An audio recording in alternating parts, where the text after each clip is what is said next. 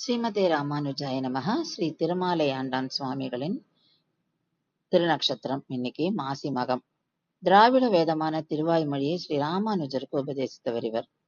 ஸ்ரீ ராமானுஜரின் 5 ஆச்சாரியர்களில் இவர் ஒருவர். இவருடைய இயற்பெயர் ஞானபூரணர். ஒரு சமயம் இவருடைய முன்னோர்கள்ல ஒருவரான கண்ணுக்கினியான் பெருமாளைய காப்பாத்துறார். எப்படின்னா, கேரளாலேருந்து மாந்திரிகர்கள் வரா.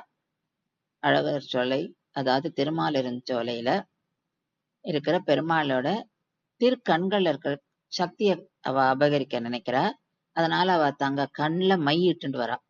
இத தெரிஞ்சுண்ட கண்ணுக்கினியான் என்பவர் என்ன பண்றாருன்னா, அவளுடைய பிரசாதத்துல மிளகுத்தூளை மிக்ஸ் பண்ணிடுறாரு. அவளுக்கு கண்ணுல தண்ணியா வருது. அதனால அவ மையும் அழிஞ்சு போறது. அதனால அவளால போட்ட திட்டமா அவளால நிறைவேற்ற முடியல, போயிடுறா. திருமாலையே காப்பாத்தியதுனால அவருக்கு திருமாலை ஆண்டான் அப்படின்ற ஒரு பட்டம். இந்த வழியில வந்தவா, இந்த வம்சத்துல வந்தவா எல்லாருக்குமே திருமாலை ஆண்டான்ற திருநாமம் உண்டு.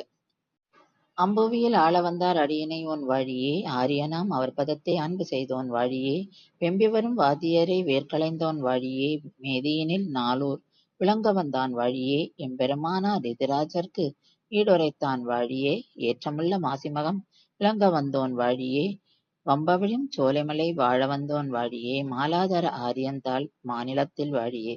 ஸ்ரீ திருமாலை ஆண்டான் திருவடிகளே சரணம். ஸ்ரீமதே ராமானுஜாய நமஹ.